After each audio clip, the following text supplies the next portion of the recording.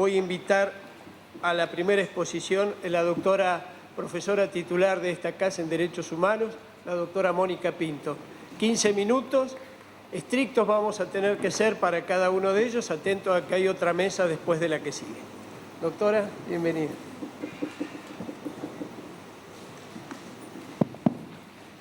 Hola, muy buenas tardes a todos. Un placer estar aquí en esta tarde de hoy. Como miembro de la comunidad académica de la Facultad de Derecho de la Universidad de Buenos Aires, solo contarles el placer de tener a la Corte en nuestra casa y el privilegio de poder dirigirme a ustedes en esta tarde. El panel para el que me convocaron tiene por título Interacción entre el Derecho Nacional e Internacional. Y mi primera reflexión va hacia apuntar, a tratar de contextualizar en el espacio este panel, señalando que básicamente el esquema horizontal westfaliano, ese esquema que los estados heredaron luego de la Paz de Westfalia que permitió su formación como entes políticos y como sujetos de derecho, planteaba esto de las relaciones entre el derecho interno y el derecho internacional. Sin embargo, de allí en más, esta libertad amplia de opciones para ver cómo incorporamos al derecho internacional y qué incorporamos del derecho internacional al derecho aplicable en cada país, tuvo ciertos criterios que acotaron sensiblemente el margen de maniobra de los estados. Así, desde 1925, por ejemplo, la Corte Permanente de Justicia Internacional tiene dicho que cada estado que ratifica y pone en vigor un tratado tiene la obligación de modificar su derecho interno para poder aplicar el tratado. Esto surge de una opinión consultiva sobre el intercambio de poblaciones griegas y turcas.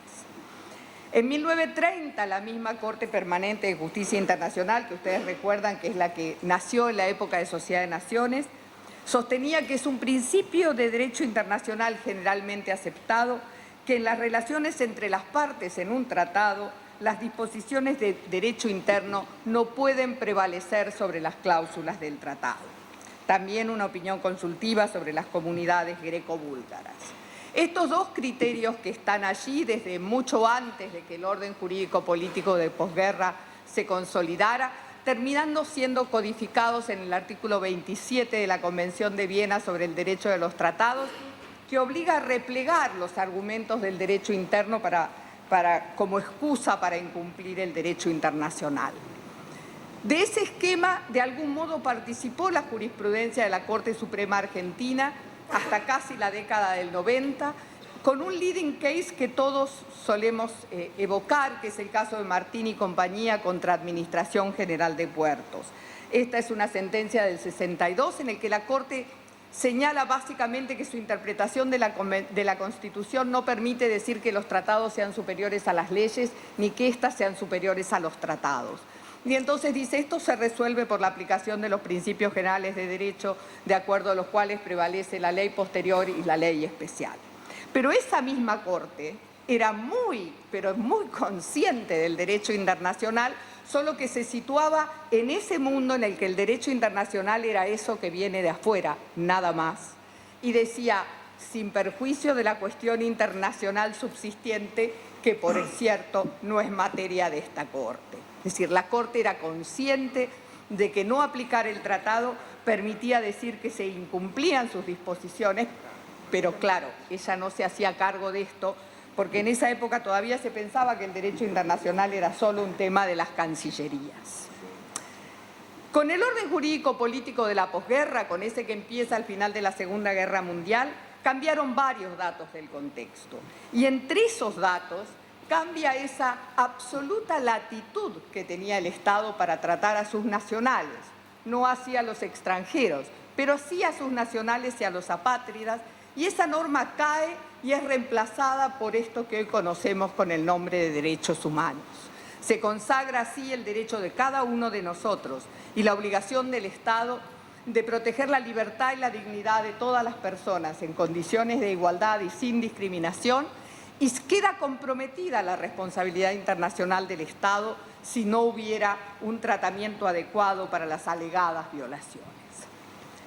La Carta de Naciones Unidas coloca los derechos humanos como un objeto de la cooperación internacional en el artículo 1, párrafo 3, y esto permite inferir que los argumentos de ámbito reservado, dominio interno o cualquiera que fuera familiar a ellos resultan poco convenientes porque el tema se ubica, se emplaza en el ámbito del derecho internacional.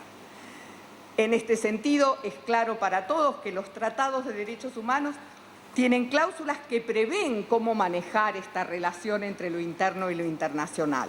Los tratados expresan explícitamente la obligación de los Estados partes de respetar y garantizar los derechos protegidos a todas las personas sometidas a su jurisdicción, o sea, a un tercero, y además la obligación de los Estados partes de adoptar medidas para que el ejercicio de esos derechos pueda ser efectivo.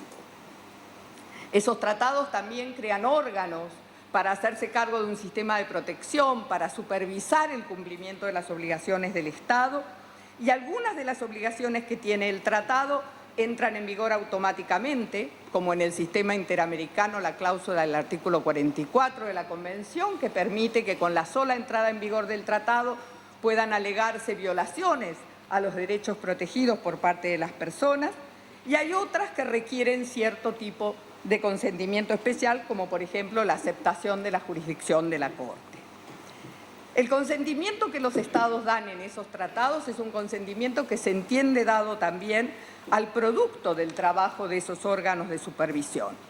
De este modo, aun cuando un informe de la Comisión o una sentencia de la Corte solo obliguen a las partes que están efectivamente aludidas en el resolutivo de la sentencia o del informe, queda claro que ambos, informe y sentencia, expresan interpretaciones normativas sobre el alcance de los derechos protegidos y que esa jurisprudencia debe ser consistentemente aplicada a todos los estados y en todos los casos, porque no hacerlo así permitiría hablar de un trato desigualitario respecto de los estados y de una discriminación respecto de las personas que podemos concurrir al sistema para reclamar nuestros derechos.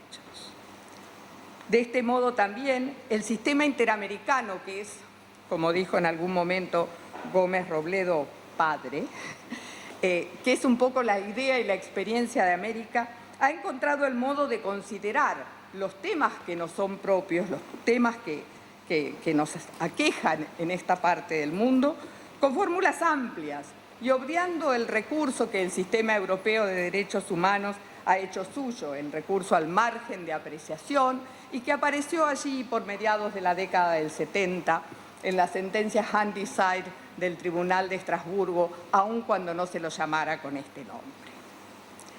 Así las cosas, y puestos en el siglo XXI, los tratados de derechos humanos devienen en algo parecido a los regímenes.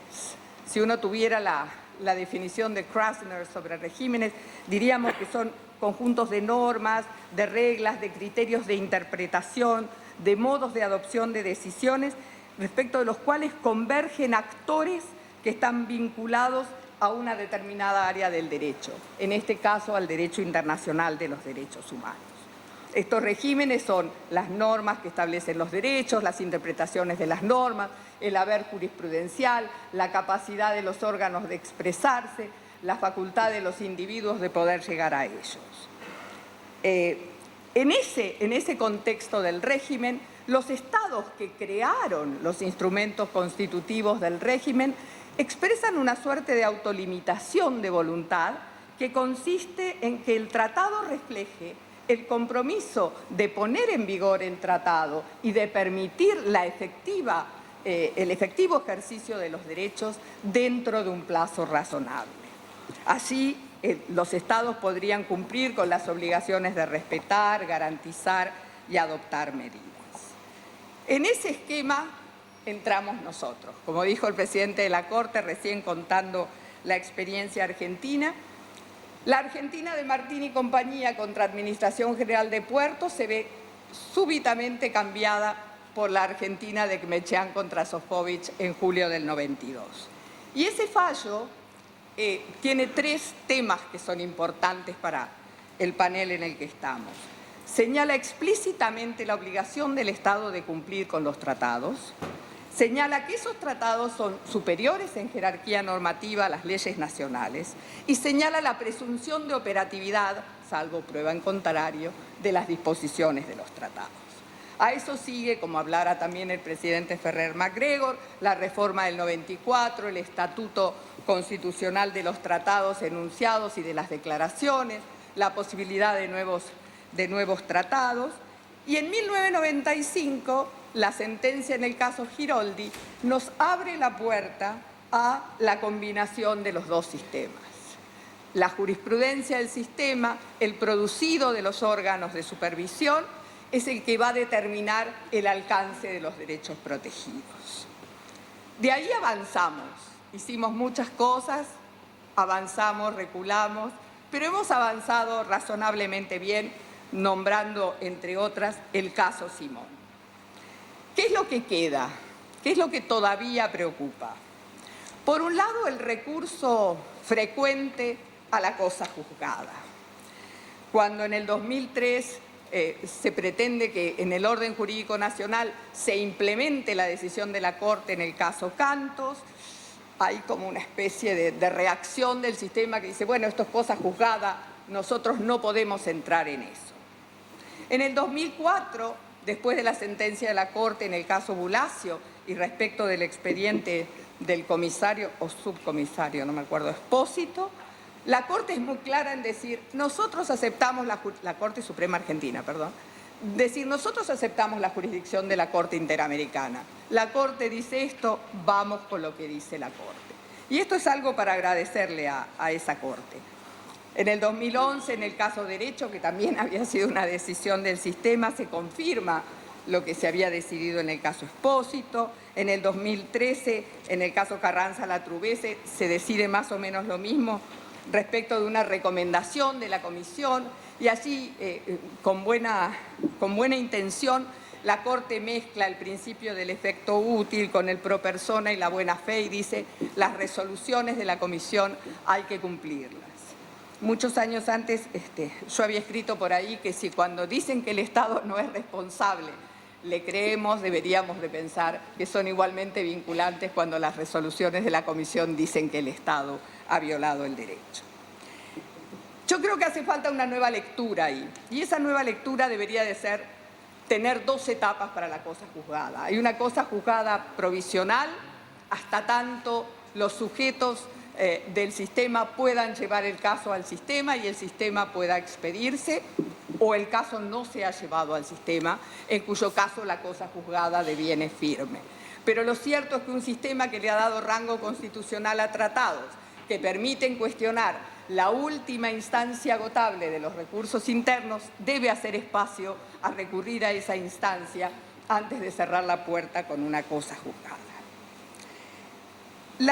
El otro dato que me parece que hay que reivindicar o del que hay que hablar, y con esto cierro, es que en ocasiones la Corte, que ha andado bastante linealmente avanzando, moviendo la frontera hacia niveles de mayor protección, ha decidido soslayar un poco los criterios del sistema, como cuando discutió el principio de la competencia en el caso Fontevecchia, o cuando hizo caso omiso quizás a los nuevos criterios del derecho internacional penal, sobre todo en relación con los crímenes de lesa humanidad en el caso Muiña del 2017.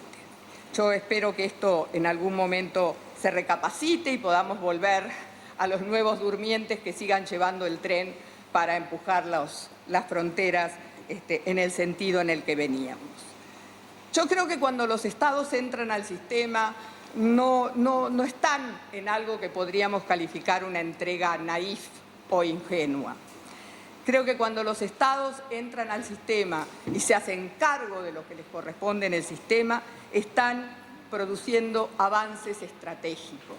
Estos avances estratégicos no son solamente para producir sonrisas en los miembros de la Corte y de la Comisión, sino son para que cada uno de nosotros, y en la frase común, nuestros hijos y los hijos de nuestros hijos, puedan seguir disfrutando de los derechos humanos.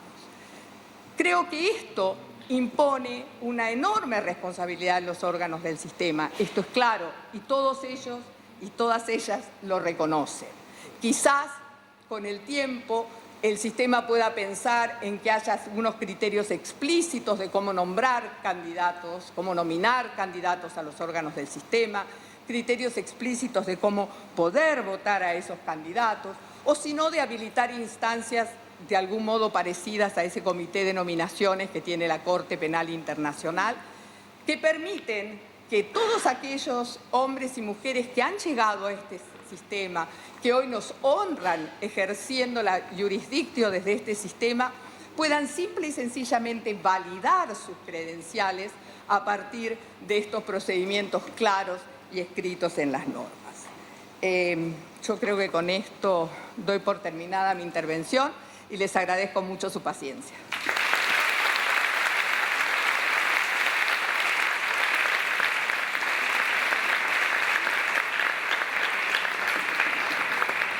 Gracias, Mónica. Bueno, invitamos ahora también a otra titular de Derechos Humanos de nuestra facultad, la doctora Susana Albanese.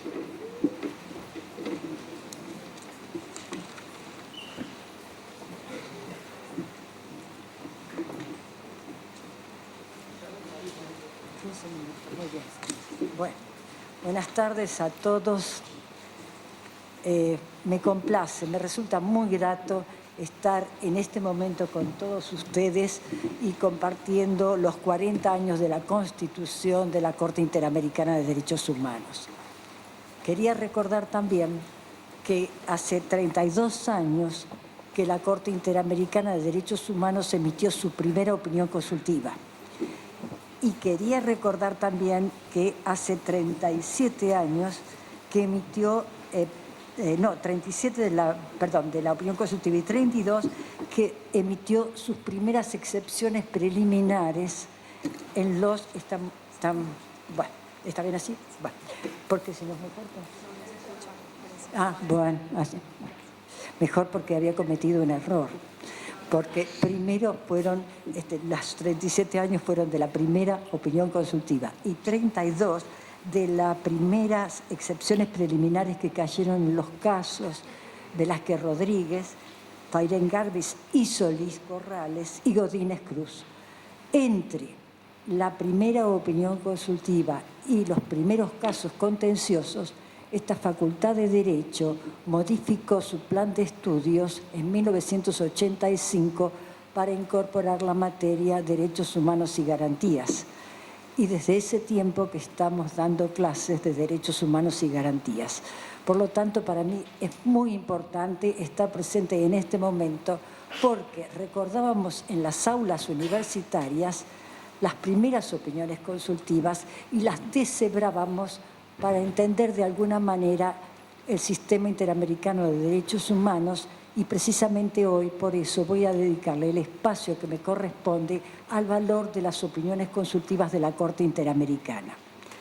Para ello quiero recordar que lo que voy a rescatar son párrafos emblemáticos de las opiniones consultivas que han servido para expresar el alcance del derecho internacional de los derechos humanos. Y voy a comenzar, porque el tiempo es corto, con el primer párrafo emblemático que lo reúno o lo reubico con la segunda opinión consultiva, porque entre los dos establecen principios básicos de la diferencia entre tratados internacionales en general y tratados internacionales de derechos humanos. En la primera de esas opiniones dijo: los tratados de derechos humanos están orientados, más que a establecer un equilibrio de intereses entre los estados, a garantizar el goce de derechos y libertades al ser humano. Y en la opinión consultiva siguiente, reafirmando esta posición, sostiene: el objeto y fin de los tratados de derechos humanos son la protección de los derechos. Al aprobar estos tratados, los estados se someten a un orden legal dentro del cual ellos asumen varias obligaciones, no en relación con otros estados, sino hacia las personas sujetas a su jurisdicción. Por eso a veces nos resulta difícil aprehender el alcance de algunas decisiones de la Corte Suprema cuando hacen prevalecer, por ejemplo, un artículo del primer capítulo, de la primera parte que no se modificó con la reforma de 1994, y rescatan el artículo 27 de esa primera parte, de ese primer capítulo, para sostener que los tratados internacionales deben adaptarse a los principios de derecho público de la Constitución.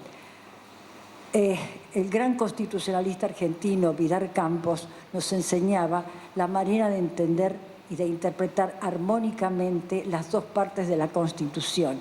En este caso, él decía que los textos de los tratados internacionales constituían el derecho público que coincidía con la primera parte de la Constitución y el primer capítulo que no había sido reformado. Por eso son interesantes estos párrafos emblemáticos.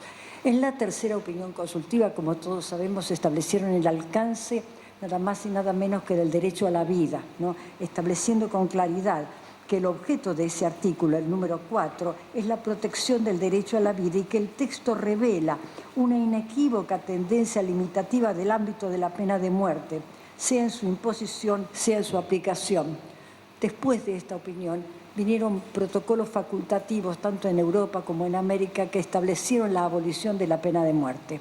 Lamentablemente, esa pena aberrante aún todavía se sigue aplicando.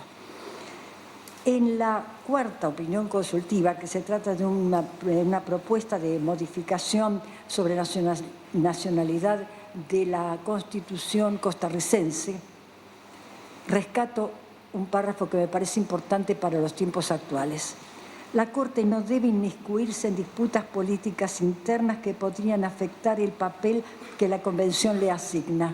Muy importante porque ahora están llegando casos a la Corte, inclusive hace poco tiempo hemos leído el caso Simón versus Bolivia, donde el tema de exfuncionarios públicos que entran al ámbito de la justicia penal rozan una serie de derechos y sobre todo el ejercicio de derechos políticos. La opinión consultiva siguiente, la número 5, sobre colegiación obligatoria de periodistas, la hemos valorado mucho porque, por un lado, establece con claridad que de ninguna manera se pueden invocar el orden público y el bien común como un medio para suprimir un derecho garantizado por la Convención o para desnaturalizarlo o privarlo de contenido real. Esto es importantísimo.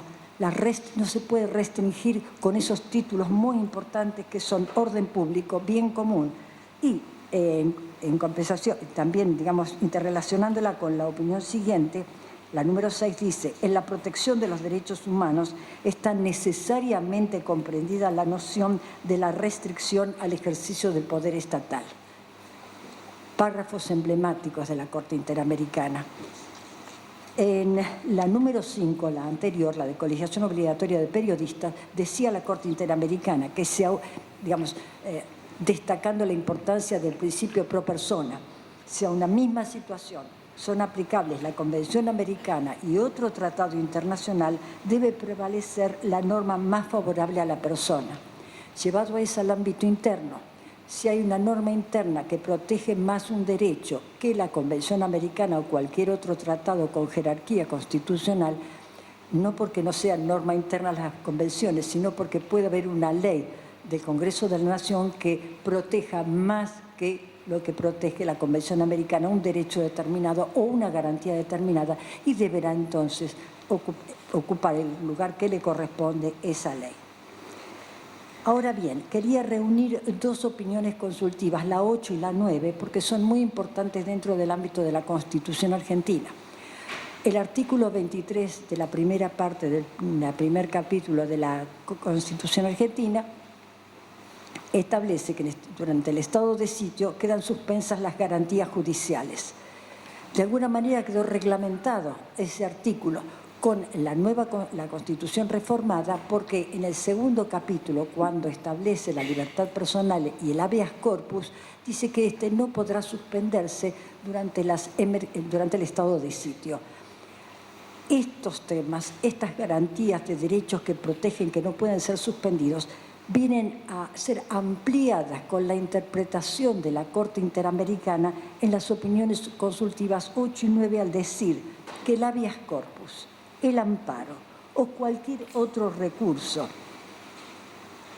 constituyen las garantías judiciales indispensables que no pueden suspenderse durante las emergencias. Se está refiriendo a los artículos que establecen derechos que no pueden suspenderse, entre otros el ejercicio de los derechos políticos, que es importantísimo en esta Convención Americana, que no figuran en otros tratados de derechos humanos. No se puede suspender el ejercicio de derechos políticos. Entonces, se está amalgamando, se están reuniendo una serie de principios válidos e importantísimos a través del ejercicio de la competencia consultiva de la Corte en el ejercicio del artículo 64 de la Convención. A su vez, en la opinión consultiva 13, para interrelacionarla con las dos que acabo de mencionar, dice: no hay jerarquía de derechos en la Convención, como también había sido establecido en la Conferencia Mundial de Viena del año 93, ¿no es cierto?, sino que hay algunos derechos más protegidos que otros durante los estados de emergencia, y son precisamente los que están mencionados en el artículo que, al sostener las garantías judiciales indispensables, dio lugar a la interpretación por parte de la Corte Interamericana de estas dos opiniones que acabo de mencionar. Ahora bien, esa interrelación que decimos y lo que se sigue continuando a lo largo del tiempo, queríamos, enmarcarlas en una etapa constituyente de la Corte Interamericana, porque después ha sucedido, que ya lo mencionó el presidente de la Corte Interamericana, se ocupó la Corte Interamericana de cubrir aspectos vinculados con grupos vulnerables por excelencia. Así, el caso de niñas y niños ha ocupado dos opiniones consultivas, la número 17 del año 2003 y la número 21 del 2014, unos en el contexto de la condición jurídica y otra en el contexto de la migración y en la necesidad de protección internacional. Con profundidad, la Corte Interamericana ha trabajado estos temas que aclaran, ayudan, protegen un grupo vulnerable por excelencia como son los menores. El tema de los extranjeros ha dado lugar a varias opiniones consultivas de la Corte Interamericana. La primera que menciono es por el orden de presentación, es la opinión consultiva 16 del año 99, sobre los términos sin dilación cuando se trata de detener una persona extranjera, que tienen que notificarla, que informarle el derecho que tienen de acudir a las autoridades de su consulado antes de seguir adelante con la tramitación de la detención. El alcance sin dilación quedó ahí muy claro para los extranjeros. Otra opinión consultiva sobre la condición jurídica de los migrantes indocumentados. Y hay una última que es creo que es la última, porque a veces nos sorprende la Corte. Cuando creemos que es la última, abrimos la página de la Corte y aparece una nueva opinión consultiva que tenemos que estudiar rápidamente para dar la clase que nos quedó pendiente. Pero yo tengo registrada la número 25 del año pasado, que trata la institución del asilo y su reconocimiento como derecho humano en el sistema interamericano. Lo que es importante en esta opinión consultiva, por lo menos yo así lo estimo, es la cantidad de artículos, de derechos regulados en la Convención que son tratados, y además de la parte histórica del asilo, que ha sido tratado con profundidad por parte de la Corte Interamericana. Los derechos en cuestión: el derecho a la integridad personal, el derecho de circulación y residencia, que es el específico, con el derecho a buscar y recibir asilo. El extranjero que no puede ser expulsado, devuelto a otro país, porque está en juego la protección del derecho a la vida o a la libertad personal. Con respecto a identidad de género, es la opinión consultiva 24, que trata identidad de género e igualdad y no discriminación a parejas del mismo sexo, obligaciones estatales en relación con el cambio de nombre, la identidad de género y los derechos derivados de un vínculo entre parejas del mismo sexo. Y están en juego el derecho al reconocimiento de la personalidad jurídica, que fue un derecho tratado por la Corte Interamericana durante la desaparición forzada de personas y su tratamiento, el derecho a la libertad personal, la protección de la honra y la dignidad, la libertad de pensamiento y de expresión, la protección a la familia, el derecho al nombre y la igualdad ante la ley. Todos esos han sido tratados en esta opinión consultiva 24 de 2017 sobre identidad de género. Y un espacio aparte merecen los pueblos indígenas que, como bien ha mencionado el presidente de la Corte, no sé si en este viaje han viajado a Salta o no, si ya lo hicieron o lo van a hacer, pero también es importante la dedicación, el esfuerzo que ha llevado a cabo la Corte Interamericana a través del estudio de la cultura de los pueblos indígenas en casos con Nicaragua, con Paraguay, con Chile, entre otros. Bueno, yo quiero terminar tengo los papeles correspondientes, lo que pasa es que yo cuando veo un bosque veo muchos libros y muchas páginas. Esperen un segundo.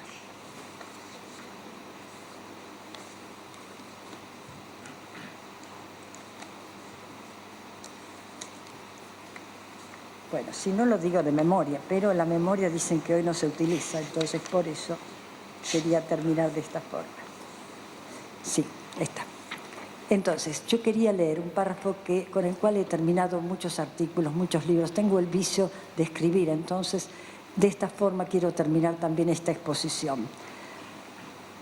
Nosotros entendemos que se debe aplicar los grandes lineamientos doctrinarios donde los consensos se han consagrado y reconocer que aquellas posiciones complejas, ausentes de unanimidades, no solo entre miembros de los tribunales internacionales, sino entre estos y los jueces de los máximos tribunales nacionales, merecen la aplicación de la regla de la normal prudencia, hasta llegar a develar la existencia de una doctrina perdurable en base al principio de seguridad jurídica, tantas veces invocado por los tribunales. Principio que no implica una inclinación a la petrificación de las interpretaciones de las cláusulas convencionales, sino garantía del objeto y fin de los tratados de derechos humanos, por el respeto al primado de la persona. Nada más, muchas gracias.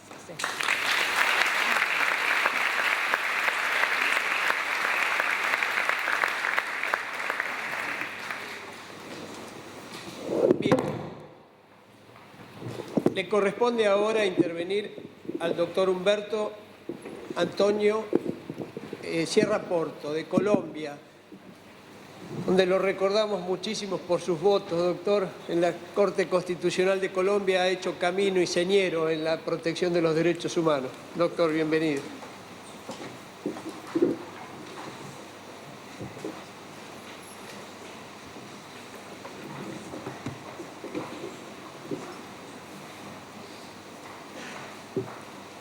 Vamos a colocar ahora. Sí.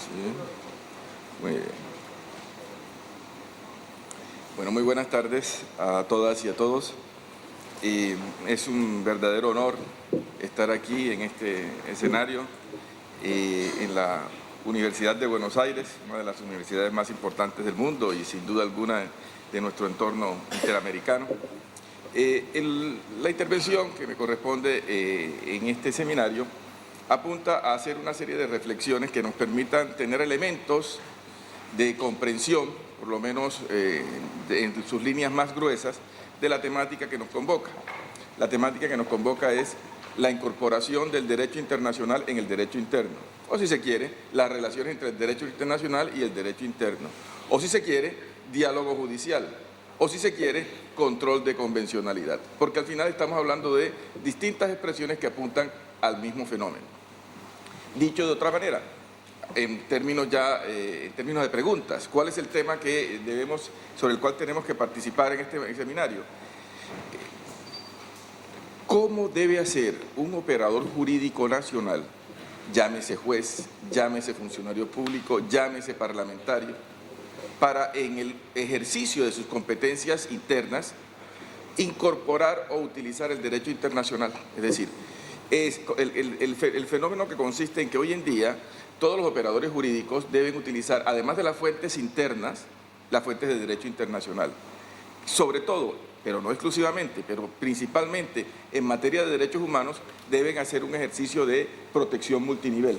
Es decir, para resolver casos en donde estén involucrados los derechos humanos, deben utilizar, además de las fuentes internas, las fuentes del derecho internacional, además de los recursos y tribunales internos, también los tribunales internacionales. Es decir, tener más elementos de juicio, más fuentes del derecho que permitan hacer una mejor protección de los derechos de un ciudadano en un momento. Entonces, fíjense en dónde estamos. Estamos hablando de cómo hacer para utilizar el derecho internacional al resolver un caso concreto. Nada menos ni nada más es el reto.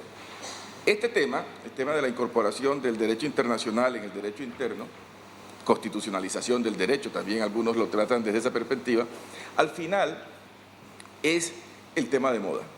Es el gran reto en todos los tribunales, aunque yo sé que los internacionalistas dicen eso ya viene desde hace mucho, pues bueno, hoy en día a nivel de diálogo judicial, de problemáticas con los tribunales internos, es el gran tema, es la asignatura pendiente de todos los tribunales y de todos los países.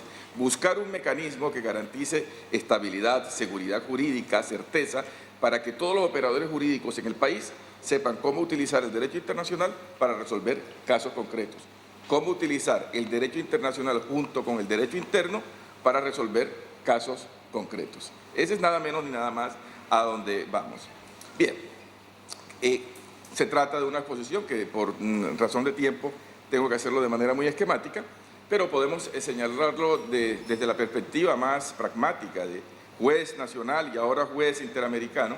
Podemos señalar que el fenómeno de incorporación del derecho internacional en el derecho interno tiene una serie de manifestaciones, una serie de vías que pueden ser de carácter normativo, constitucional o legal, o pueden ser también de carácter jurisprudencial, de práctica por parte de cada uno de los ordenamientos nacionales. Esencialmente, en nuestro contexto, para ser lo más pragmático, en el contexto interamericano, los países que son competencia de la Corte Interamericana, el proceso de incorporación del derecho internacional en el derecho interno lo hacen esencialmente a través de unas 4 vías, por tratar de esquematizarlo. En primer lugar, se utiliza la clásica figura del bloque de constitucionalidad, un mecanismo mediante el cual el derecho internacional, o por lo menos cierta parte de ciertas fuentes del derecho internacional, se les asigna un valor dentro del esquema de fuentes de cada uno de los países, tradicionalmente constitucional, pero a veces puede ser de un nivel inferior. Pero el bloque de constitucionalidad es uno de los mecanismos para utilizar el derecho internacional en el derecho interno. Ahora me referiré con más detalle a este punto. En segundo lugar, hay una pretensión más que una realidad, y es la de establecer una serie de protocolos de incorporación de las fuentes del derecho internacional en el derecho interno a través de disposiciones normativas, reformas constitucionales, leyes tipos, convenciones, propuestas, tratados internacionales, o por lo menos propuestas de tratados internacionales que permitan que todos los países tengan una misma forma de aplicar el derecho internacional en el derecho interno. De momento es una propuesta doctrinal que una realidad, pero es un mecanismo que siempre se ensaya a la hora de abordar esta temática.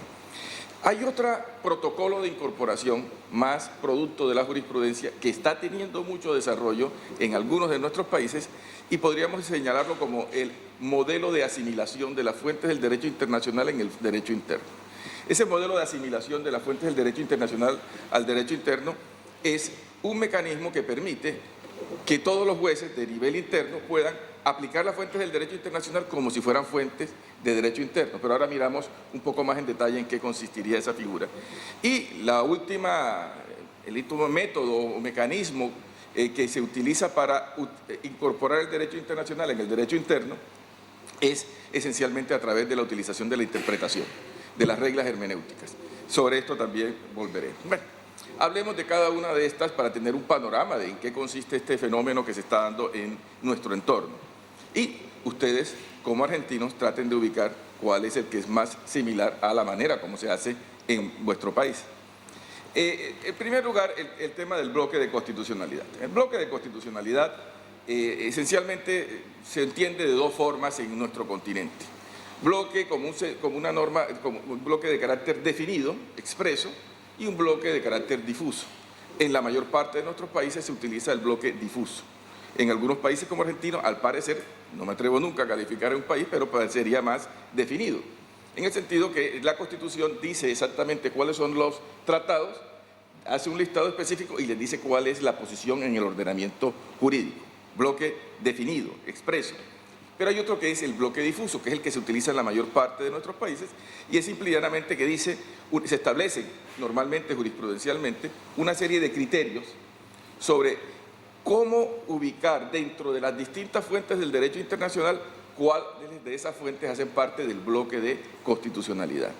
Entonces, por ejemplo, países donde se dice bloque de constitucionalidad está constituido por todas las normas del derecho internacional, o mejor, tratados internacionales sobre derechos humanos que estén también redactados en la Constitución Nacional, pero que sean más garantistas en el derecho internacional que en el derecho interno, por ejemplo.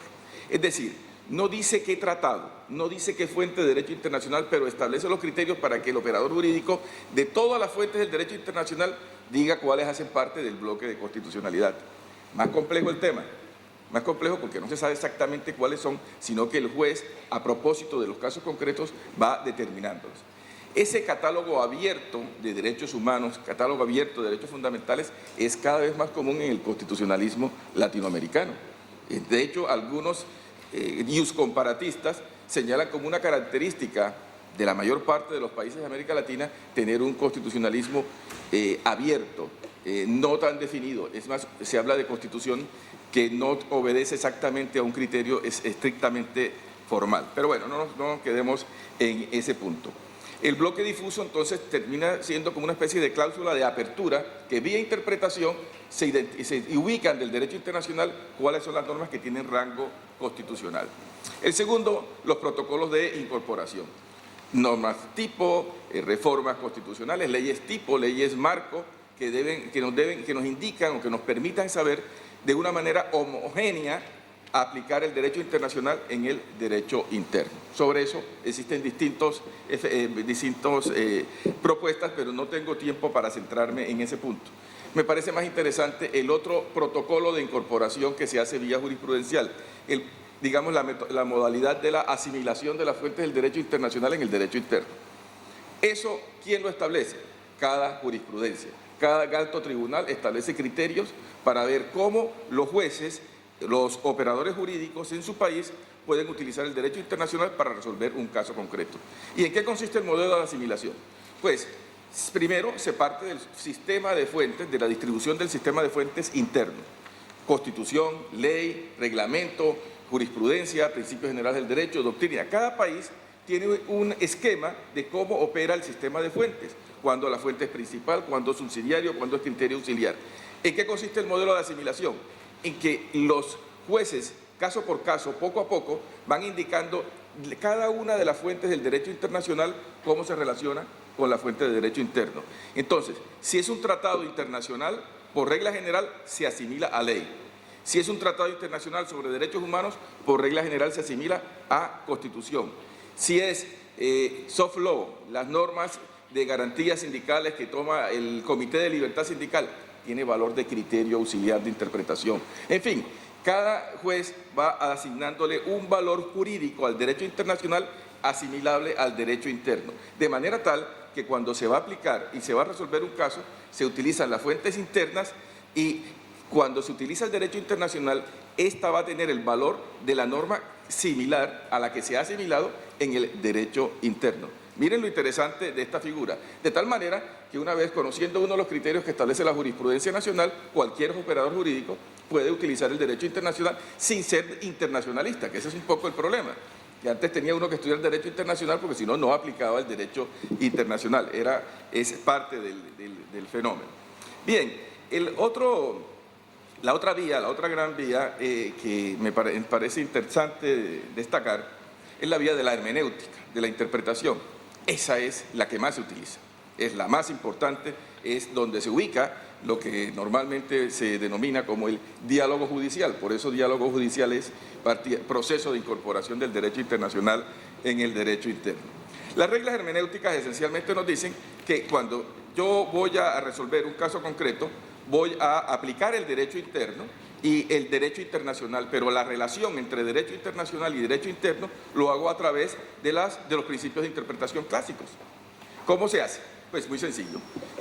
La interpretación sistemática, un poco lo que se señalaba con anterioridad, pues yo utilizo el derecho internacional como el derecho interno, bien sea a través de principio de temporalidad, hago una interpretación de distinto nivel, si la norma es muy específica o es más general, lo incorporo, utilizo el derecho internacional y el derecho interno para tratar de buscar una solución a un caso concreto. Esa es una alternativa. Una interpretación sistemática puede ser una de las posibilidades. O la otra, una interpretación teleológica.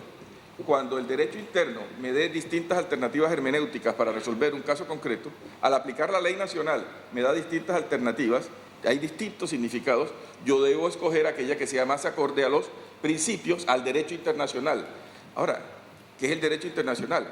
Los tratados, la costumbre, todas las demás fuentes, pero también, en el caso de derechos humanos, la convención y eventualmente también pueden ser los estándares jurisprudenciales de la Corte. Entonces, cuando la ley nacional me dé distintas alternativas hermenéuticas, debo utilizar aquella que sea más acorde con el propósito que tiene el derecho internacional. Se utilizan las fuentes del derecho internacional como telos de interpretación del caso concreto. La interpretación muy parecida, la interpretación pro persona, favor libertatis, pro homine, dependiendo de todas las consideraciones políticas que se quieran hacer sobre el nombre, es exactamente muy parecida a esta. Tiene distintas alternativas del derecho interno. ¿Cuál debo utilizar? Aquella que sea más favorable, la que permita la garantía de mejor forma en el caso concreto. Y para eso, para saber cuál es la forma de interpretación más favorable, utilizo como criterio vinculante significa que obligatoriamente lo voy a utilizar, pero no jerárquicamente, que eso es también lo esencial en este punto. Bien. Entonces, las reglas hermenéuticas, bueno, y también en materia de reglas hermenéuticas, la muy socorrida, la interpretación conforme, la misma lógica de la interpretación conforme a la Constitución. En el derecho constitucional, la interpretación conforme a la Constitución que debe tener la ley se utiliza como, se traslada al derecho interamericano, en este caso al derecho internacional, o a utilizar las fuentes del derecho internacional, indicando que cuando existan distintas interpretaciones del derecho interno, uno tiene que realizar aquella que sea más acorde con el derecho internacional. Todo esto, todas estas reglas a las cuales me he referido, las reglas que nos hablan del bloque de constitucionalidad, que nos hablan de los protocolos, que nos hablan de las reglas hermenéuticas, del principio de asimilación, son las maneras en que uno puede utilizar el derecho internacional junto con el derecho interno. Y particularmente son reglas que se utilizan para el control de convencionalidad, la utilización de las fuentes interamericanas para resolver casos concretos en materia de derechos humanos. Entonces, fíjense que no estamos hablando de nada diferente. Cuando hablamos de incorporación del derecho internacional en el derecho interno, estamos en este caso indicando que una de las modalidades, una de las formas de hacer de concretar ese tema tan genérico es la que realiza la Corte Interamericana cuando aplica el derecho internacional a el derecho interno, pero sobre todo el que utilizan cada uno de los estados cuando acude a las fuentes del derecho interamericano para resolver casos concretos. Control concentrado, el que hace la Corte Interamericana. Control difuso, el que hace cada uno de los estados. Pero ojo con la terminología. Eso que sea control difuso no significa control difuso de constitucionalidad en cada uno de los países. Cada uno de los países tiene un sistema de control de validez diferente. Puede ser control concentrado, puede ser difuso. Control difuso significa de una manera genérica que todos los países hacen control de convencionalidad, pero no significa que en todos los países se tenga que hacer control difuso de convencionalidad o de constitucionalidad. No sé si me hago entender. Cada país tiene un sistema de enjuiciamiento de validez de las normas internas diferente. Ese sistema no se modifica por la existencia de que cada uno de los operadores jurídicos debe utilizar, además de la fuente interna, la fuente de derecho internacional. Nos ha pasado una cosa en la divulgación de la figura del control de convencionalidad, que esencialmente consiste en que se identifica control de convencionalidad con la posibilidad de inaplicar o declarar inválida una norma, cuando esa es solo una entre otras posibilidades. La mayor parte de las formas en que se ejerce el control de convencionalidad, sin duda alguna, es a través de estos mecanismos que aquí acabamos de explicar. Entonces, en este sentido, creo que podemos tener unos elementos un poco gruesos, pero para demostrarles en qué consiste o cómo se está desarrollando en este momento un fenómeno muy interesante y que es el de resolver casos concretos utilizando las fuentes del derecho interno junto con las fuentes del derecho internacional. Tratar de realizar esto de una manera ordenada, que no genere caos, que no suponga unas contradicciones internas en el desarrollo jurídico de cada uno de los países, es el reto que se está teniendo por parte de todos los tribunales constitucionales o las Cortes Supremas de nuestros países. Bueno, de esta manera cierro el tema y les agradezco su atención.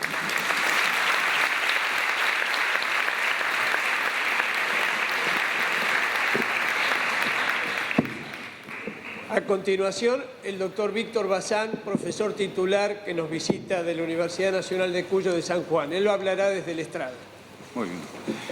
Muy buenas tardes para todos y todas. Es para mí un enorme placer estar acá en esta casa de estudios.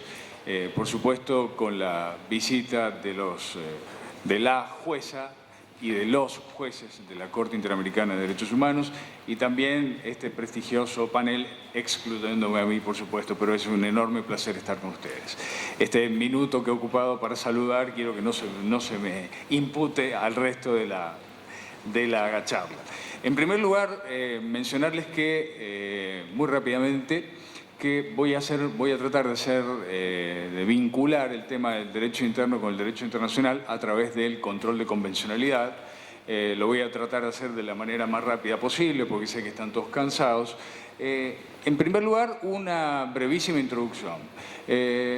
La garantía de los derechos fundamentales legitima y justifica al Estado constitucional y convencional argentino y al del resto de los países, tanto cuanto al sistema protectorio interamericano, corporizado particularmente por la Comisión Interamericana de Derechos Humanos y particularmente en el ámbito jurisdiccional por la Corte Interamericana de Derechos Humanos.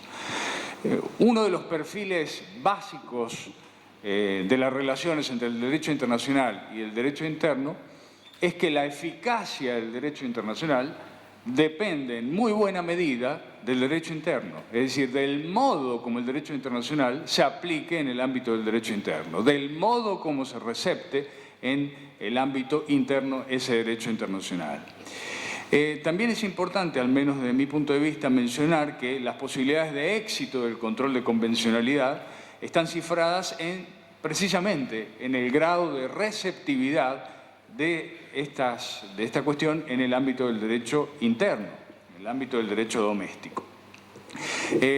Precisamente en un escenario donde crece la circulación de reglas y usos internacionales, en escenarios constitucionales donde constan cláusulas de apertura hacia el derecho internacional, es muy importante precisamente que las autoridades públicas en el ámbito interno, no solamente los jueces, lleven adelante el control de convencionalidad. Control de convencionalidad que no es solamente un control normativo, sino que implica además otro tipo de control material, por ejemplo, respecto de prácticas, respecto de políticas, etc. Por eso es importante e interesante vincular estos temas. Como un segundo punto, también muy rápidamente, me interesa mencionar algunos déficits que encuentro en el Poder Judicial argentino, jueces, juezas, yo soy juez de una Cámara, con lo cual esto entiéndanlo también a modo de autocrítica. Hay algunas cuestiones no del todo concluidas en el ámbito del control de convencionalidad y hay ciertas carencias y también, por supuesto, falencias. Primero, la necesidad, me parece, de superar el deficitario conocimiento de los instrumentos internacionales. Y hablo de instrumentos internacionales y no de tratados internacionales, porque los instrumentos internacionales son una categoría que engloban a los tratados, a las declaraciones, a las normas del soft law, a las resoluciones, a las sentencias de tribunales internacionales, etc. Optimizar la cultura jurídica de los magistrados y de las magistradas. También la importancia de un manejo del modelo de fuentes jurídicas en el ámbito del derecho interno. Algo que se mencionó acá, la importancia para los jueces de la realización de lo que se denomina la interpretación conforme, no solo a la Constitución, sino además a los instrumentos internacionales sobre derechos humanos. También importante, creo, mencionar que las respuestas jurisdiccionales, las respuestas administrativas, etcétera, siempre tienen que darse a la luz del principio pro persona.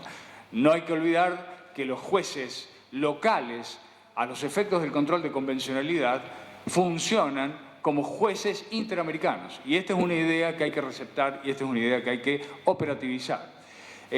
También dentro del marco de la labor del magistrado, la labor del juez, la búsqueda del efecto útil del tratado internacional como principio fundamental, el resguardo del objeto y el fin de esos tratados internacionales, es decir, no traicionar el porqué y el para qué de ese tratado internacional. También tener en cuenta, para nuestro país y para el resto de los países, que la firma, aprobación, ratificación, adhesión a un tratado internacional no es un hecho o un acto inocuo, sino que produce consecuencias desde el punto de vista del derecho internacional y que puede generar responsabilidad internacional. Esta responsabilidad internacional no solamente debe entenderse como el dictado de normas que vayan en contra de la Convención, sino también ¿por qué? Porque la responsabilidad internacional finalmente puede ser por acción o puede ser también por omisión. Y esto es muy importante tenerlo en cuenta a la luz de la tarea jurisdiccional. También me parece importante mencionar que la jurisdicción contenciosa que ejerce la Corte Interamericana de Derechos Humanos, y esto porque hay muchos alumnos acá, es coadyuvante o complementaria de la jurisdicción nacional. Es decir, que el deber primigenio de proteger derechos humanos y proteger las violaciones en materia de derechos humanos o solventar esas violaciones en el ámbito interno corre en principio por cuenta del propio Estado y solo complementariamente o de una manera coadyuvante o complementaria lo va a hacer la Corte Interamericana de Derechos Humanos. Por último, los jueces al momento de aplicar la normativa de derecho interno no deben olvidarse de algo muy importante que todos los operadores jurídicos deberíamos conocer y aplicar, que es la Convención de Viena sobre el Derecho de los Tratados Internacionales, fundamentalmente los artículos 26, 31.1 y 27. 26, pacta sunt servanda bona fide. Los tratados se hacen para ser cumplidos de buena fe. Artículo 31.1, los tratados deben ser interpretados a partir del objeto y del fin de ese tratado internacional, que eso es muy importante.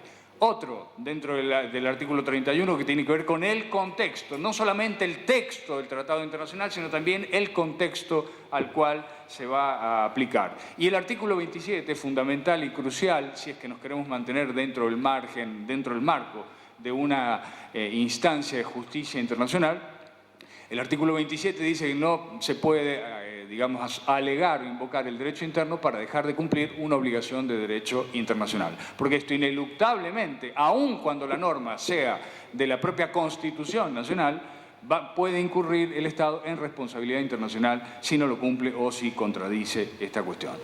Vamos al control de convencionalidad rápidamente. En primer lugar, hablarles en relación con el objeto o con los caracteres o los propósitos que tiene el control de convencionalidad, que son muchos, yo voy a mencionar un par nada más.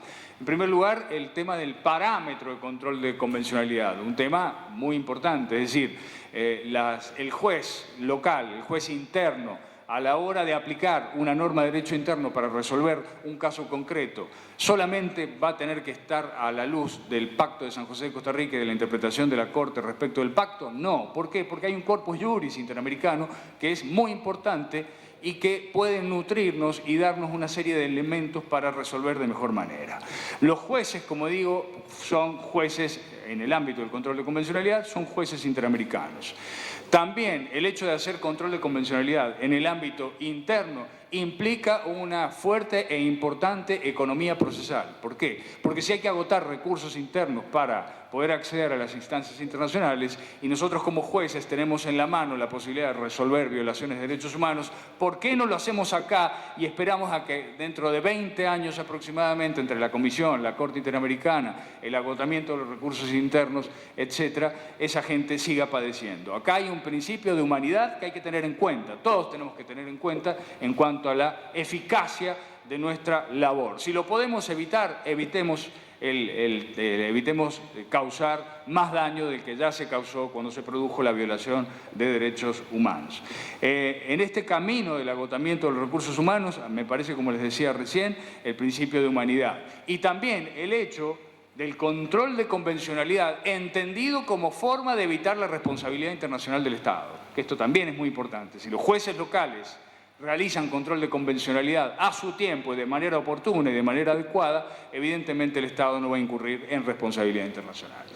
Si hablamos de diálogo entre la Corte Interamericana y la Corte Suprema de Justicia de la Nación en este caso, respecto de algunos casos resueltos por el máximo tribunal de la República Argentina, mencionamos casos que son conocidos por todos ustedes, el caso Maceo del año 2007, donde la Corte Suprema de Justicia de la Nación aplica los estándares ya establecidos por Almonacid Arellano en el año 2006. Luego el caso Videla, Macera, etcétera, todos en materia de delitos o de crímenes de lesa humanidad, aplica los estándares de trabajadores cesados del Congreso contra Perú. Es decir, el hecho de que el tribunal o el juez está obligado, el Poder Judicial y los órganos y los restantes órganos están obligados a realizar control de convencionalidad entre las normas internas que aplican y, el Pacto de San José de Costa Rica, siempre en el ámbito de sus respectivas competencias y de las regulaciones procesales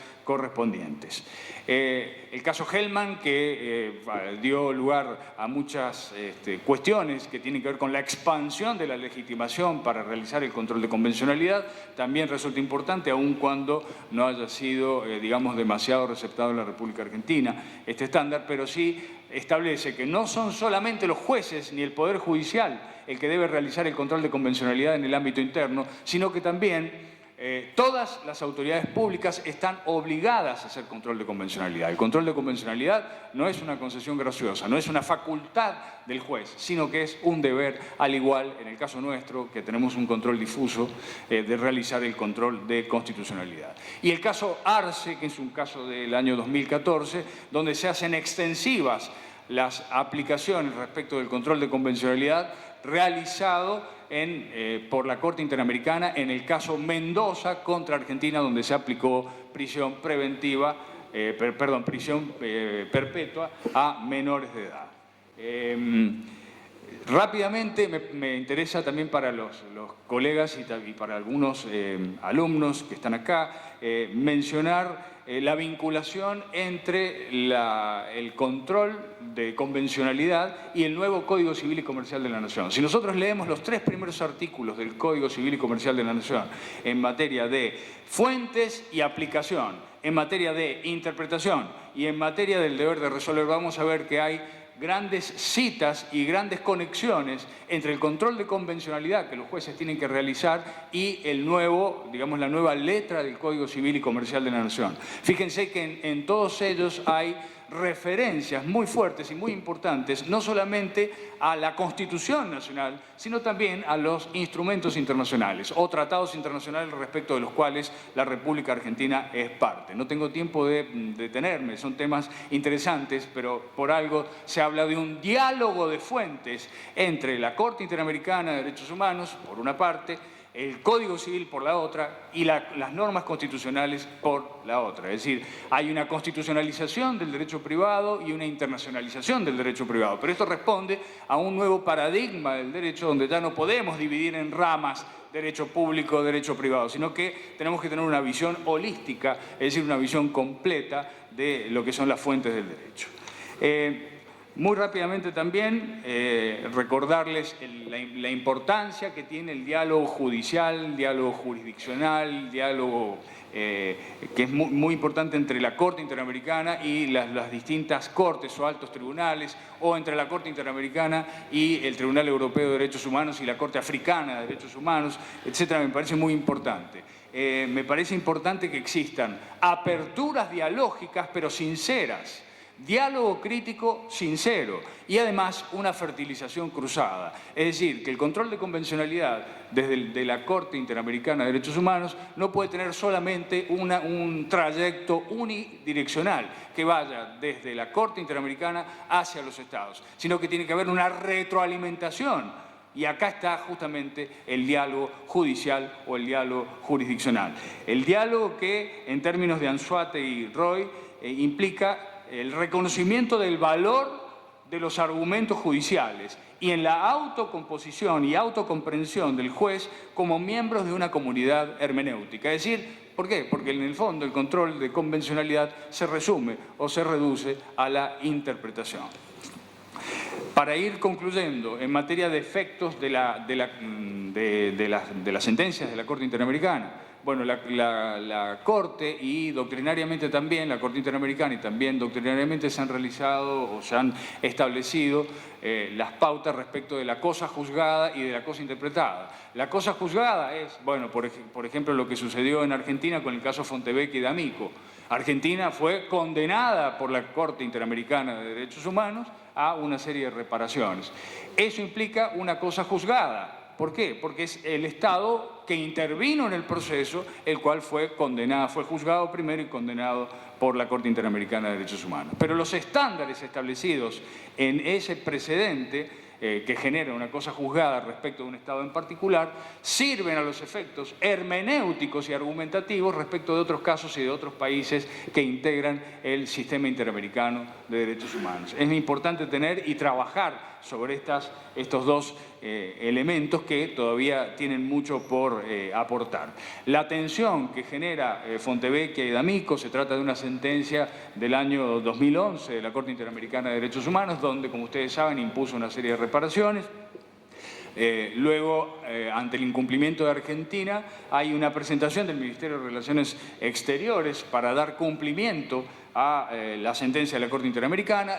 La Corte Suprema de Justicia de la Nación se niega a dejar sin efecto una sentencia. En ese caso, lo que va a generar una tensión muy fuerte y muy importante entre la Corte Suprema de Justicia de la Nación, la mayoría de la Corte Suprema de Justicia de la Nación, y la Corte Interamericana de Derechos Humanos, dando lugar a una resolución de la Corte Interamericana de Derechos Humanos de 18 de octubre de 2017, si mal no recuerdo, en la cual le recuerda a la Corte Suprema de Justicia de la Nación que se trata de un tribunal internacional. La Corte Interamericana es un tribunal internacional y que no puede, en ese sentido, no puede la Corte Suprema oponerse o negarse a dar cumplimiento a una reparación establecida en una sentencia de la Corte Interamericana de Derechos Humanos. Es decir, ningún órgano del derecho interno puede autoarrogarse la facultad o la atribución de establecer o determinar que hay fallos de la Corte Interamericana que son inejecutables en el ámbito interno. Y esto ya lo hemos padecido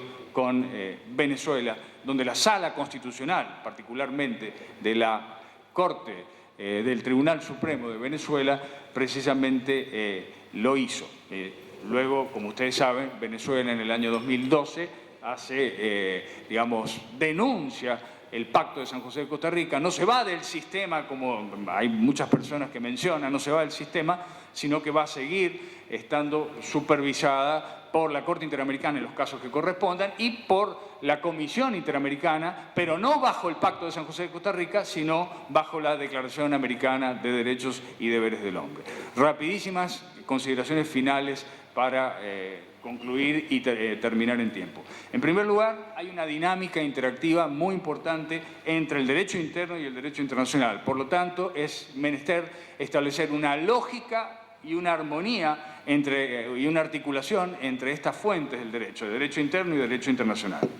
Segundo, también muy rápidamente, hay la Constitución y los instrumentos internacionales sobre derechos humanos son instrumentos jurídicos que orientan su vigencia hacia un mismo sustrato axiológico, que es la eficacia de la protección de los derechos humanos. Pero no solamente de la protección, no me quiero quedar en la protección, sino en la protección y en la realización de los derechos humanos, la realización de los derechos fundamentales. Y eso me parece muy importante mencionarlo, al menos.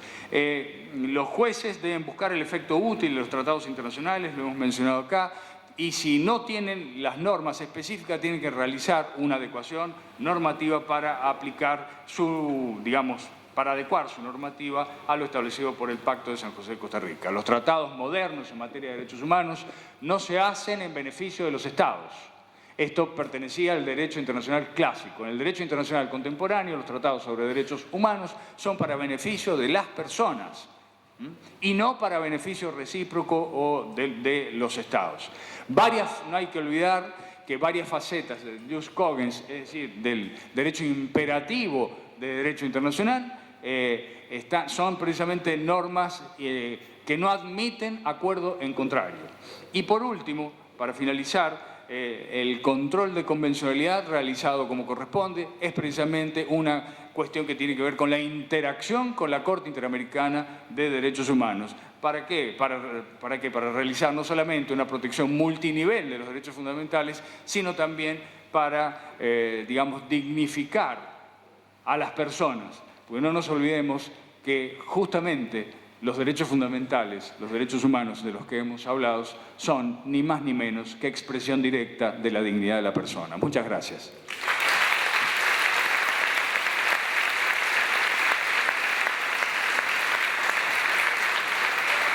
Bien, para el cierre, la doctora Cecilia Medina, expresidente de la Corte Interamericana, jueza que viene de Chile. Doctora, ¿va a hablar desde el estrado? Sí, perfecto. Buenas tardes. Yo tengo una envidia negra con la gente que puede hablar fuerte. Como me toca hablar al final, voy a aprovechar cosas que ya se han dicho y voy a tomar otro aspecto. Porque cuando uno quiere hablar de interacción entre derecho nacional e internacional, puede referirse a diversas cosas. Por ejemplo, el juez Sierra dijo preferentemente el diálogo jurisdiccional, la incorporación de la norma internacional a la norma interna. Yo quiero tomarlo desde otro aspecto con 3 premisas que van a ser la base de lo que voy a decir. Lo primero es que un tratado obliga a todo el Estado, obliga a todos los agentes del Estado. Un tratado no obliga solo al gobierno, no obliga solo al juez, no obliga solo al Congreso, obliga a todo agente del Estado. Esa sería la primera premisa, sea de lo que sea, ¿no? Estoy hablando de los tratados.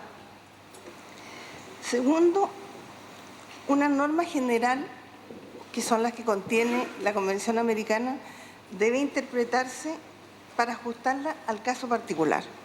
Y eso implica necesariamente que hay que darle un contenido específico a la norma, que la norma por sí sola no tiene. Tengo derecho a mi integridad personal. ¿Qué significa eso? El juez tiene que decir, en este caso, esto es lo que yo diría que está siendo lastimado por la acción del Estado. Y si uno mira a la interacción entre la Corte y los Estados, se notan claramente un par de épocas. Hay una primera época de absoluta ignorancia de los Estados de lo que era el derecho internacional de los derechos humanos, en qué consistía esto de tener una Corte. Yo recuerdo en Chile que decían es Corte extranjera, o sea, no podían distinguir entre lo internacional y lo extranjero. Y por lo tanto no nos toca, no nos corresponde. Hasta muchos años la Corte Suprema dijo eso en Chile. Los estados que iban a defenderse a la Corte, normalmente, de lo que yo recuerdo, y yo ya no estaba en los primeros tiempos, sino que en los segundos tiempos, decían, yo hice todo lo posible, pero el Congreso se opuso, ¿qué le voy a hacer? Yo cumplí.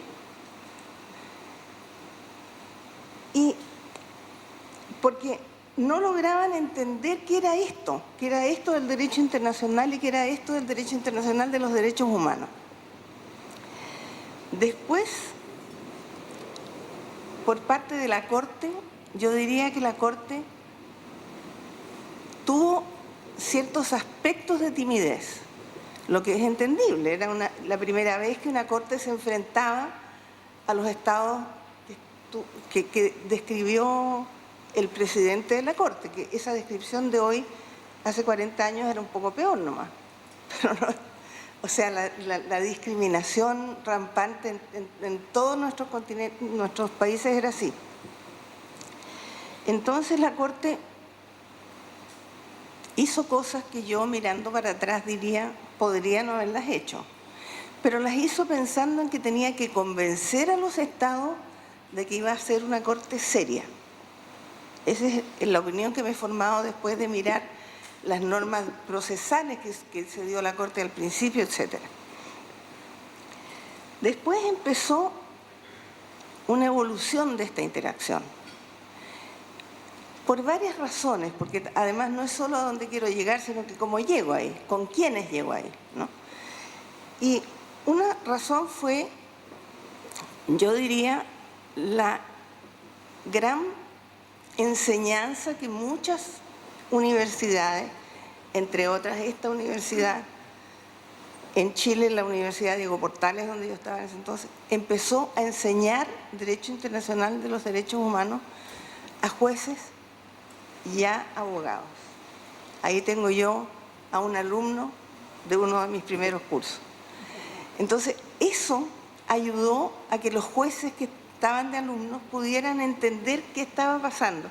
Y este era un curso para Sudamérica, entonces había jueces de todo Sudamérica. Y los abogados también se dieron cuenta de cuáles podían ser las cosas favorables que podían usar utilizando el derecho internacional de los derechos humanos. Empieza esta evolución entonces y la Corte hace una cosa realmente muy, muy buena, que fue la decisión de empezar a hacer sesiones fuera de la sede.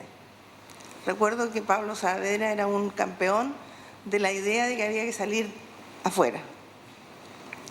Y este salir afuera hizo que la Corte fuera a empezar a ser conocida a lo largo del continente. La Corte yo creo que ha estado en todos los países, o en casi todos los países. Yo me acuerdo que en mis 6 años fuimos a muchísimos países, ¿no? Y veo que han seguido haciéndolo. Y eso realmente ha sido, yo creo, una ayuda inmensa. No solo porque junto con ir a las sesiones, celebrar un periodo de sesiones con audiencias de caso, estaba también la idea de hacer un seminario. Entonces, junto con la audiencia se hacía un seminario como se está haciendo hoy aquí, ¿no? Entonces, esta idea del derecho internacional de los derechos humanos y el derecho, los abogados, los estudiantes, era una idea que prende, es una idea que prende y que ha hecho que haya habido mucho progreso en el derecho interno a causa de todo esto que estaba pasando. Esto hizo que empezara a desarrollarse algunas de las cosas que mencionó Humberto Sierra en el Tribunal Constitucional, en las Cortes Constitucionales, en las Cortes Supremas, esta idea de hacer algo para introducir el derecho internacional realmente en el derecho interno, a través de las Cortes. Se dio también la posibilidad de que el Congreso de algunos países reaccionó. Yo recuerdo Chile, cambió la Constitución chilena por una sentencia de la Corte Interamericana que dijo que la última tentación de Cristo había sido censurada de manera incompatible con la Convención, porque la Convención no permitía la censura previa. Se dictó una ley después del caso Claude Reyes para la información pública. ¿Qué había que hacer para conseguir que la información pública fuera realmente pública? Y entonces hubo respuestas por todos lados, respuestas de Costa Rica, ¿no? Con el caso del periodista, claro, etcétera, etcétera. Y llegamos al día de hoy. ¿Qué está pasando ahora en la Corte? Yo voy a ser realmente bien breve. ¿Qué está pasando hoy? Primero está pasando lo que el presidente de la Corte decía. La situación en nuestros países en materia de derechos humanos es mala todavía, es mala. Hay mucha discriminación, hay muchos grupos vulnerables que no son garantizados en sus derechos. Es decir, estamos quizás un poco mejor que antes porque no hay tantas dictaduras, pero si vamos en camino a más de una, es posible. Entonces, hoy día, en este ambiente, en este escenario, lo que uno nota es un retroceso y una incertidumbre inmensa con respecto a qué es lo que va a pasar en el futuro, ¿no?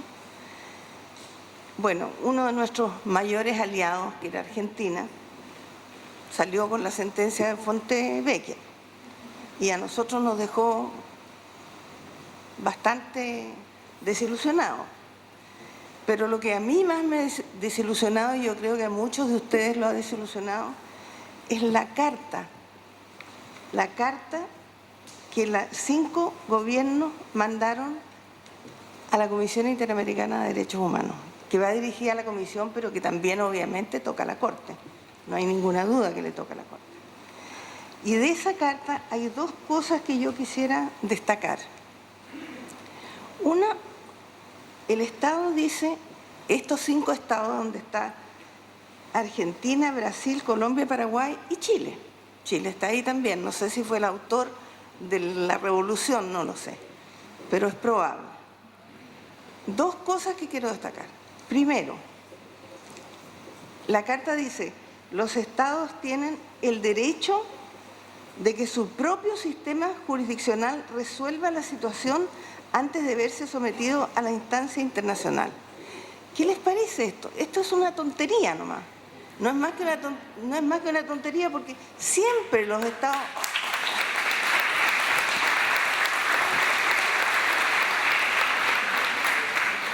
Siempre, absolutamente siempre los estados han tenido no solo el derecho, sino que la obligación de que su propio sistema jurisdiccional resuelva las situaciones de derechos humanos. Esa es una obligación del Estado, no es un derecho que estén pidiendo ahora. Pero ¿cómo será lo que está pasando en nuestro gobierno?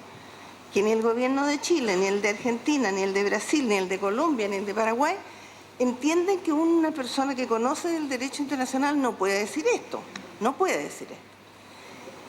Y lo llama subsidiariedad. Primero, que la subsidiariedad es en realidad complementariedad y está en la Convención misma.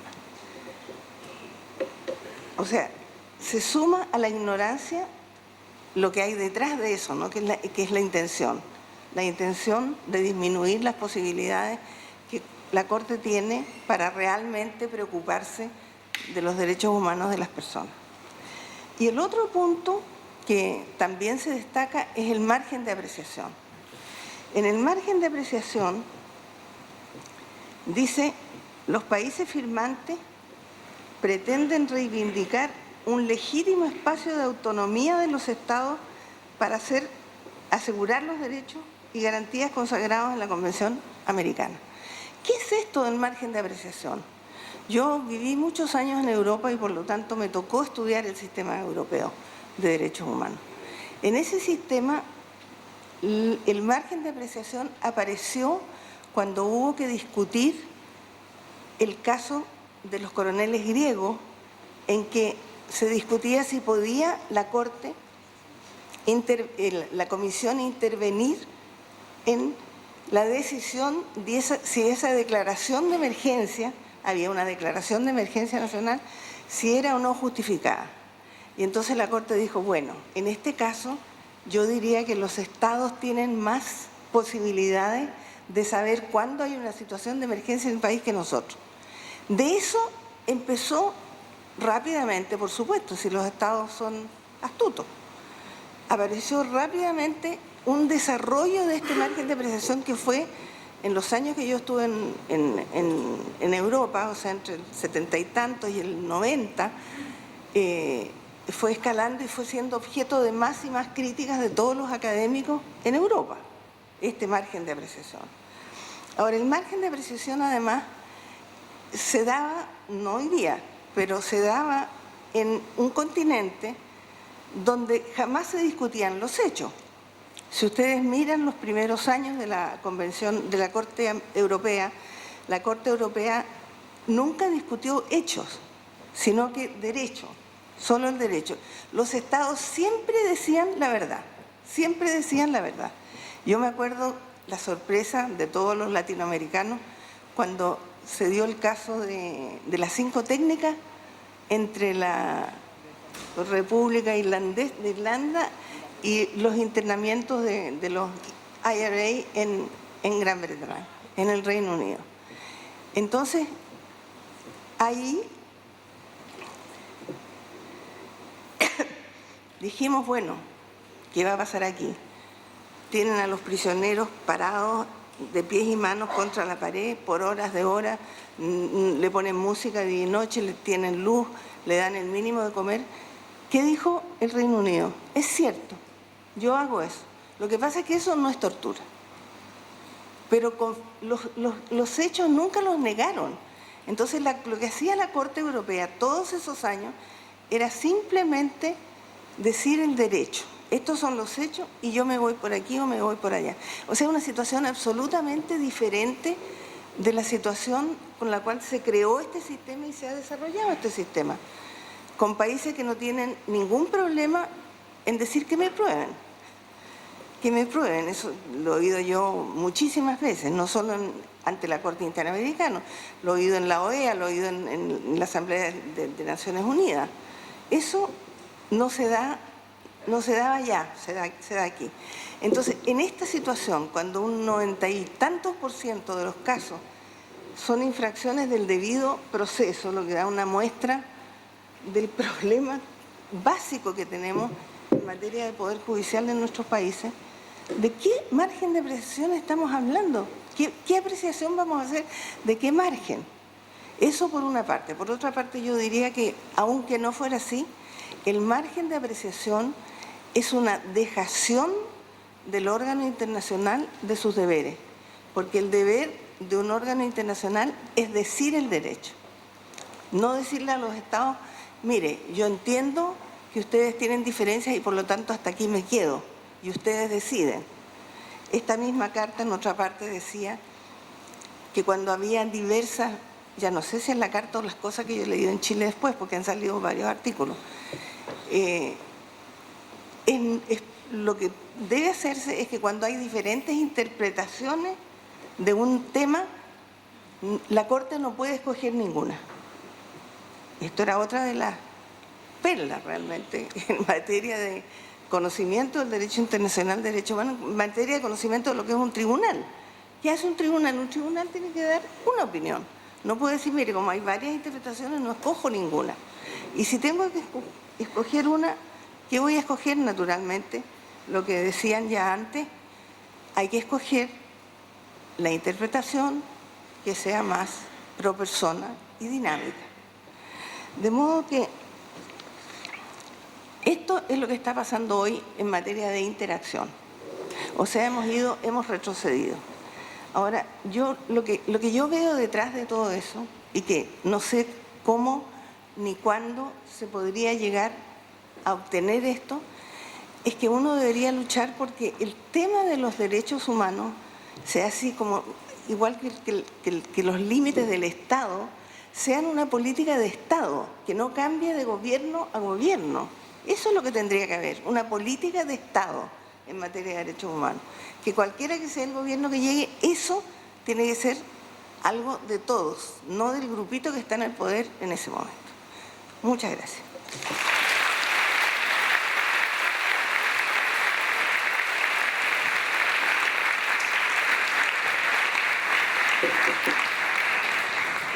Bien, esta fue la última exposición y quizás la que reveló uno de los problemas que quería poner en tela de debate en esta mesa. Tengo 5 minutos para hacer algunas reflexiones sobre lo que han hablado los expositores. Como me gusta la precisión, fui escribiendo y anotando y saqué algunas conclusiones. La integración normativa que impacta en el funcionamiento que tiene el Estado para ejercer actividades en cada uno de los poderes es una integración normativa que deriva del sistema interamericano, que no es una suerte de control de constitucionalidad, pero que impone normas del ordenamiento jurídico transnacional y decisiones derivadas del control de convencionalidad que justamente tienen en miras compatibilizar el derecho interno con el derecho internacional. Junto a ello, la Corte ha desarrollado diversos estándares de interpretación sobre derechos fundamentales en crisis. En su evaluación y en su evolución, mejor dicho, primero se ocupó de violaciones sistemáticas que dieron reparación histórica a graves quebrantamientos de derechos humanos, como fueron los casos de desaparición forzada de personas. De inmediato, consideró masacres de poblaciones a manos de fuerzas militarizadas o limitaciones en el derecho a ser oído, hasta encontrar cierta continuidad en la vulneración metódica del debido proceso, y así, en su evolución, fue generando un corpus iuris que se tornó de lectura y aplicación obligatoria como si fueran un precedente vinculante, aunque no sea esa la naturaleza jurídica.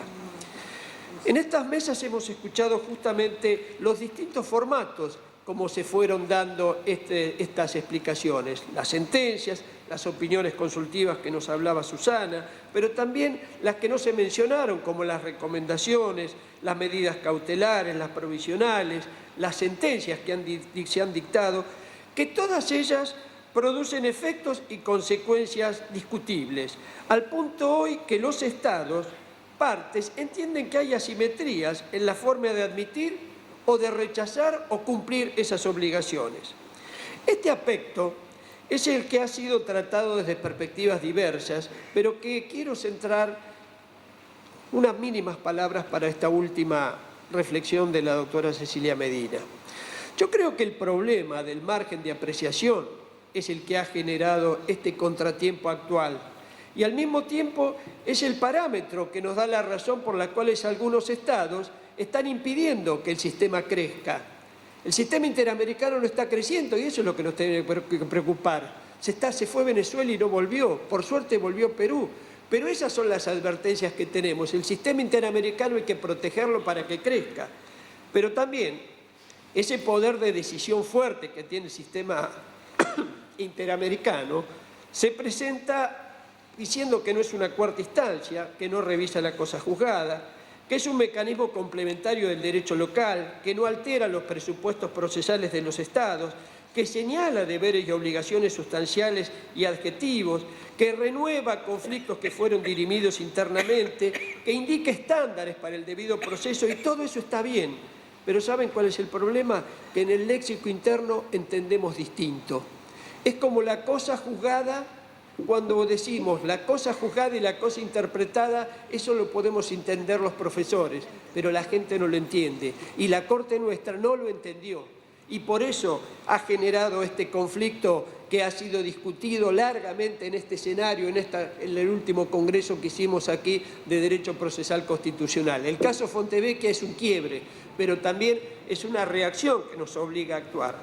Justamente Mónica habló de la cosa juzgada y sus alteraciones. En fin, para cerrar, son 40 años de autonomía que no significan que debemos celebrar lo hecho, sino que debemos alertarnos para descubrir un futuro mejor. Muchas gracias.